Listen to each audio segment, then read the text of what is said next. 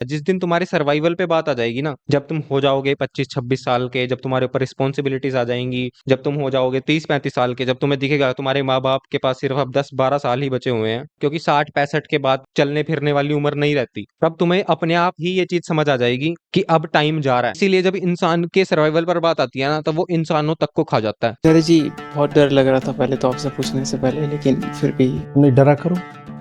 अब क्यों नहीं लग रहा है? जैसे मैं कोई भी काम उठाता हूँ तो वो कभी ठीक से पूरा नहीं हो पाता है, या फिर ऐसा कहे कि हम ढंग से पूरा नहीं हो पाता है। तो लेकिन कभी कभी जैसे कोई भी काम उठाते क्यों हो? मतलब बहुत ही विकट स्थिति है। क्यों? जैसे उदाहरण के लिए आचार्य जी, जिम जाना है या फिर हाँ तो क्यों जाना?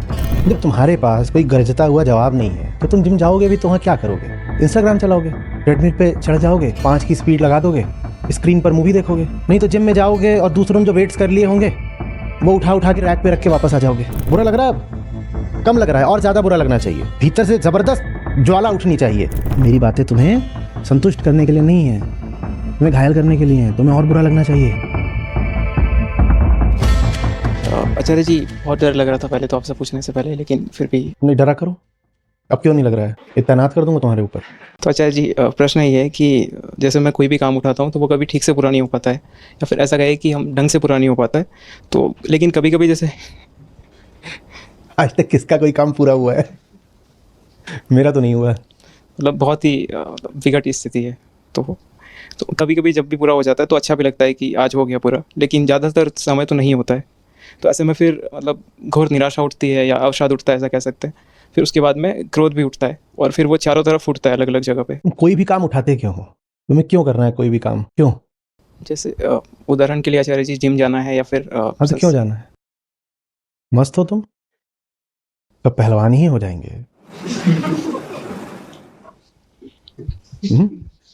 तो कुश्ती कौन देखेगा? क्यों जाना है जिम? जब तुम्हारे पास कोई गरजता हुआ जवाब नहीं है तो तुम जिम जाओगे भी तो वहाँ क्या करोगे? इंस्टाग्राम चलाओगे और क्या करोगे? ट्रेडमिल पे चढ़ जाओगे, 5 की स्पीड लगा दोगे, स्क्रीन पर मूवी देखोगे। एक जिम में मशीन होती है जिस पे चढ़ जाओ तो ऐसे गोल गोल घूमती है, वो वेस्ट के लिए होती है। ऐसे ऐसे बस ऐसे ऐसे इतना इतना होती है। मैं एक जिम जाता था, वहाँ एक आंटी आती थी, उसने साल भर यही किया और कान में उसके 2 ऐसे मस्त पता नहीं क्या सुनती थी, ऐसे ऐसे ऐसे ऐसे घंटा भर करती थी, चली जाती थी। तुम्हें कोई ललक है, कोई आग है? मैं पूछ रहा हूँ जिम क्यों जाना है, कोई जवाब ही नहीं है। जिससे जैसे आचार्य जी मैं संस्था में हूँ तो जो काम है वो बेहतर हो पाए उससे। तुम्हें नफरत होनी चाहिए जैसे तुम हो, तब जाके कुछ बदलता है। संस्था में हूँ, काम बेहतर हो जाए। संस्था में नहीं रहोगे तो जिम नहीं जाओगे? तो तुम एक कर्तव्य की तरह कर रहे हो, जॉब रिक्वायरमेंट है जी जिम। जो तुम्हें करना है उसकी जो मोटिवेशन है वो तुम्हारे अंदर से आनी चाहिए। मोटिवेशन इंट्रिंसिक होनी चाहिए, इंटरनली होनी चाहिए। यानी कि बाहर बाहर से जो चीज अच्छी लग रही है, सब कर रही हैं तो मैं भी कर लेता हूँ। जब तक तुम्हारे अंदर खुद वो हंगर नहीं होगी ना, तब तक वो चीज तुम बीच में छोड़ दोगे। स्टार्ट बेशक कर दोगे लेकिन कुछ टाइम बाद ही उसे छोड़ दोगे। जब तक तुम्हारा वाय क्लियर नहीं है कि तुम्हें वो चीज करनी क्यों है, तब तक तुम वो चीज कर पाओगे भी नहीं। तो वो चीज बस तुम तभी कर पाओगे जब उस चीज को करने की मोटिवेशन तुम्हारे अंदर से खुद आ रही है। किसी और को देखकर कोई चीज करोगे तो वो चीज तुम शायद खुद के लिए नहीं कर रहे होगे, वो चीज तुम शायद दूसरों को दिखाने के लिए कर रहे हो सिर्फ। जो कुछ भी तुम्हारे भीतर है ना, जब तक उसके प्रति, उसके विरुद्ध सक्रिय ऊर्जा नहीं उठेगी तब तक कोई परिवर्तन नहीं आता। जो है जैसा है, यथावत यथास्थिति, स्टेटस को चलता रहता है। बहुत सोच समझ के कहा है, नफरत घृणा होनी चाहिए। जो घृणा की ऊर्जा होगी ना, वही ऊर्जा काम आएगी जब पसीना बह रहा है, सांस उखड़ रही है और अभी 8 रेप्स बाकी हैं। वो ऊर्जा और कहाँ से आती है? नफरत की ऊर्जा होती है। जिसके पास नफरत की ऊर्जा है ही नहीं, जिम में कदम रखते वक्त वो कहेगा हो गया ना, अब और नहीं करना, अब नहीं करना। और जो अच्छे संकल्पित जिम जाने वाले होते हैं, जब वहां होते हैं तो तुम उनकी गरज सुनना। वो इस नहीं गरज रहे होते कि वो वीडियो बनवा रहे हैं या उनको किसी को डराना है या कुछ। भीतर कुछ होता है जो फट रहा होता है, उसी को फाड़ने के लिए जिम जाया जाता है। बाइसेप्स बहाना है, भीतर कुछ है उसको फाड़ना है। बाइसेप्स लेके क्या मरना है? जली जानी है ये भी। इसका इस्तेमाल किया जाता है। भीतर जो बैठा है ना, जो खुश है, जैसा हूं ठीक ही हूं, लोट रहे हैं कीचड़ में, चल ही तो रहा है, क्या हो गया, कीचड़ ही तो है, ये भी तो पंचभूत का है। और ये चीज पता कब होती है? जब तुम अपने ही कंफर्ट जोन में हो, जब तुम्हें माँ बाप ने सब कुछ दे दिया है ऑलरेडी बना बनाया, और तुम्हें पता है कि तुम्हारे सर्वाइवल पे बात नहीं है। जिस दिन तुम्हारे सर्वाइवल पे बात आ जाएगी ना, जब तुम हो जाओगे 25-26 साल के, जब तुम्हारे ऊपर रिस्पॉन्सिबिलिटीज आ जाएंगी, जब तुम हो जाओगे 30-35 साल के, जब तुम्हें दिखेगा तुम्हारे माँ बाप के पास सिर्फ अब 10-12 साल ही बचे हुए हैं, क्योंकि 60-65 के बाद चलने फिरने वाली उम्र नहीं रहती, तब तुम्हें अपने आप ही ये चीज समझ आ जाएगी कि अब टाइम जा रहा है। तो वो वाली मोटिवेशन तुम्हारे अंदर तब आएगी। और जिसको ये चीज पहले समझ आ जाती है उसके अंदर पहले आ जाती है। सेम जिम वाली बात है, जिस टाइम में तुम्हें अपने शरीर की इंपॉर्टेंस पता लग जाएगी तब तुम जिम भी जाने लग जाओगे, या नहीं तो किसी दिन हॉस्पिटल जाने लग जाओगे। तो वही बात है, जब बात सर्वाइवल पे आ जाती है ना, तो इंसान कुछ भी कर देता है। जैसे तुमने फाइट क्लब मूवी का वो सीन देखा होगा, एक सेकंड में दिखाता हूँ तुम्हें।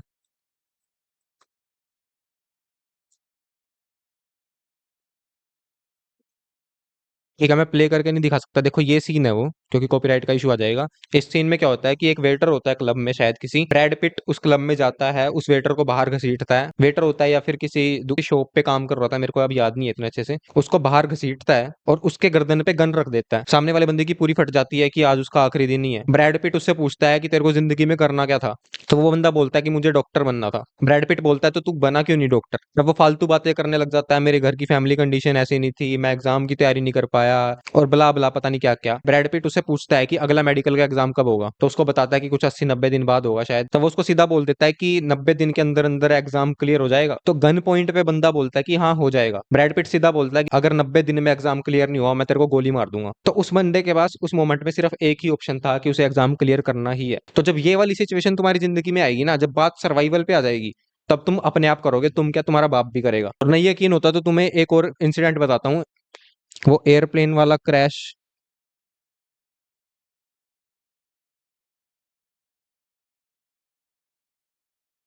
ये देखो, एक एयरप्लेन क्रैश होता है किसी माउंटेन्स में, जहां पर बर्फ ही बर्फ थी हर जगह। 45 लोग थे उस प्लेन में, जिनके पास खाना खत्म हो गया और पता नहीं कितने टाइम तक और रहना पड़ेगा उन्हें वहां पे, क्योंकि कोई हेल्प नहीं है वहां पे, कोई कम्युनिकेट करने का ऑप्शन नहीं है उनके पास बाहर की दुनिया से। अब बिना खाने के बंदे कैसे सर्वाइव करेंगे वहां पे। उन्होंने क्या किया होगा वहां पे, क्योंकि अब बात उनके सर्वाइवल पर है। तुम्हें पता है उन्होंने क्या किया? जो लोग क्रैश के टाइम वहां पे मर गए थे 45 में से, बचे हुए लोगों ने उनकी डेड बॉडी को खाना शुरू कर दिया। और ऐसा नहीं है कि उन्होंने स्टार्टिंग में ही खाना शुरू कर दिया था। जब कुछ दिन धीरे धीरे चले गए, उनके पास थोड़ा बहुत खाना था वो खत्म हो गया, और जब वो अंदर से बिल्कुल खत्म हो रहे थे, बिल्कुल भूखे थे, काफी दिनों से कुछ नहीं खाया था, एट द एंड उन लोगों ने उनकी डेड बॉडीज खाना शुरू कर दिया। फिर वो उनका फ्लैश खाकर कुछ टाइम तक जिंदा रहे। इसीलिए जब इंसान के सर्वाइवल पर बात आती है ना, तो वो इंसानों तक को खा जाता है। सर्वाइवल ही एकमात्र सच है दुनिया का। जब तुम्हारे अंदर वो हंगर होगा ना किसी चीज को करने का, तब तुम वो चीज अपने आप कर दोगे। इंट्रिंसिक मोटिवेशन आएगी तुम्हारे अंदर से। और जब वो हंगर ही नहीं है, तब तुम चाहे जितना मर्जी जोर लगा लो, तुम उस चीज में फेल ही हो जाओगे, क्योंकि वो चीज तुम करना ही नहीं चाह रहे। इसीलिए सब लोग ये भी बोलते हैं कि जब तुम कोई करियर परस्यू कर रहे हो तो सिर्फ अपने इंटरेस्ट वाला करियर परस्यू करा करो, क्योंकि उस चीज में तुम्हारे अंदर हंगर है, तो उस चीज में तुम सक्सेसफुल हो ही जाओगे। सब एक ही चीज है। सांख्य योग कहता है प्रकृति के ही तत्व हैं, साफ बिस्तर हो या कीचड़ हो, सब क्या है? पंचभूत है। जो संतुष्ट है उनकी जिंदगी में कोई बदलाव नहीं आता। 100 बार मैंने कहा है, मेरे पास आए हो मैं तुम्हें बेचैनी दूंगा। जिनका सब ठीक ही ठीक चल रहा है उनका कुछ काहे के लिए बदलेगा? एग्जैक्टली वही मैं कह रहा था। जो अपनी जिंदगी में ऑलरेडी कंफर्ट जोन में है, उनकी जिंदगी क्यों ही बदलेगी, क्योंकि उनके अंदर कोई मोटिवेशन ही नहीं है उस जिंदगी को बदलने का। और अपनी जिंदगी से उन लोगों को बेदखल करो जो तुम्हें स्वीकार करते हैं जैसे तुम हो। एग्जैक्टली काफी अच्छा पॉइंट है ये भी, कि तुम जैसे हो, अगर तुम्हें कोई इंसान वैसे ही एक्सेप्ट कर रहा है, इसका मतलब तुम्हारे अंदर वो इंप्रूवमेंट का स्कोप ही नहीं छोड़ रहा। जैसे कुछ लोग काफी अनहेल्दी होते हैं, मोटे से होते हैं, तो उनको ये कहा जाता है कि जैसे हो वैसे ही खुद को एक्सेप्ट करो, चेंज मत करो खुद को, तुमको दुनिया के लिए चेंज होने की कोई जरूरत नहीं है। लेकिन ये स्टेटमेंट काफी ज्यादा डेंजरस स्टेटमेंट है, क्योंकि वो इंसान सामने वाले बंदे में इंप्रूवमेंट का कोई स्कोप ही नहीं छोड़ रहा। वो तुम्हें बोल रहा है अगर तुम अनहेल्दी हो तो तुम अनहेल्दी ही रहो। काफी अच्छा पॉइंट है ये आचार्य प्रशांत जी का। तुम्हें ऐसे लोग चाहिए जो लानते भेजते हो तुम्हारे ऊपर, जो कहते हो कि हमारे पास मत आ जाना अगर ऐसे ही रहना है तुमको। तो तुमने अपना दोस्त यार का दायरा, अपना फ्रेंड सर्किल ही ऐसा बना रखा होगा, वो भी तुम्हारे जैसे होंगे। कोई छिला हुआ है, कोई टुसा हुआ है, कोई नुचा हुआ है। बुरा लग रहा है? अब कम लग रहा है, और ज्यादा बुरा लगना चाहिए। भीतर से जबरदस्त ज्वाला उठनी चाहिए। क्यों सुनना पड़ रहा है मुझे ये सब? मैं नहीं सुनना चाहता। तब कुछ बदलेगा। नहीं तो जिम में जाओगे और दूसरों ने जो वेट्स कर लिए होंगे वो उठा उठा के रैक पे रख के वापस आ जाओगे। जब तुम्हें कुछ बुरा ही नहीं लगता तो माने सब जो है अच्छा ही है। जब सब अच्छा ही है तो बदले क्यों? बताओ ना। जाओ पहलवानों से करो यारी, उनके साथ चलो। लगनी चाहिए हीनता। इस पे मैंने एक रील भी बनाई थी कि कुछ लोग इन्फेक्शन की तरह होते हैं, या फिर कुछ लोग काफी ज्यादा डिप्रेस्ड रहते हैं, हर चीज को लेकर अपनी जिंदगी को एक्सेप्ट करके बैठे हैं कि ऐसे जैसे हैं वैसे ही ठीक है। ये लोग ना इन्फेक्शन की तरह होते हैं। अब चाहे अंदर से तुम चाहे जितना मर्जी स्ट्रोंग हो, लेकिन तुम इन लोगों के बीच में रहोगे तो वो इन्फेक्शन तुम्हारे अंदर भी फैल ही जाएगा, फिर चाहे तुम जितना मर्जी स्ट्रोंग हो। और अपने आप को उतने ही एस्पिरेशनल और खुश लोगों के बीच में रखोगे तो तुम खुद भी खुश हो जाओगे और खुद भी एम्बिशियस हो जाओगे, खुद से आएगा कि तुम्हें भी जिंदगी में कुछ करना है। कि जितना तो मेरा कमर का घेरा नहीं है उतना तो उसका बाजू है, तब लगेगा कि यार ये क्या कर रहा हूं। दोस्त है उसके साथ जा रहा हूं, कोई पूछ रहा है ये पापा है तुम्हारे, तब कुछ बदलाव आएगा ना। हमें जलते हुए लोग चाहिए, असंतुष्ट। हमें शांत संयत संतोषी लोग नहीं चाहिए। जो है जैसा है भगवान ने दिया है इसी में संतोष करो। समय से पहले और किस्मत से ज्यादा किसी को कुछ नहीं मिलता बच्चा। जब लिखा होगा तब तुझे भी बाइसेप मिल जाएगा। उतना ही मिलेगा जितने से लिख सको। लिखने के लिए जितनी मसल चाहिए होती है ना उतनी मिल जाएगी। ललकार और कराह कई बार बिल्कुल एक से सुनाई देते हैं, तब जानना सच्चाई है। भीतर कुछ है जिसे मैंने खुद चोट दी है, मैं खुद को ललकार रहा हूं और खुद को ललकारा है मैंने ही, और कराह उठी है मेरी ही, तब जानना सच्चाई है। ये बाहर वाले को ललकारने में अपनी तो कराह कोई उठती ही नहीं। खुद को ललकारो और फिर कराह उठती है। वो जिम में भी होता है, कई बार तुम कराहते हो, बिना उस कराह के कोई नहीं बदलता, कोई नहीं सुधरता। अच्छा नहीं लगना चाहिए। मेरी बातें तुम्हें संतुष्ट करने के लिए नहीं है, तुम्हें घायल करने के लिए हैं। तुम्हें और बुरा लगना चाहिए। तुम संस्था में इसलिए नहीं आए हो कि जैसे हो वैसे ही रहो। या तो यहाँ से भाग जाओगे और अगर यहाँ टिकोगे तो कुछ और हो जाओगे। काफी अच्छी वीडियो थी आचार्य प्रशांत जी की।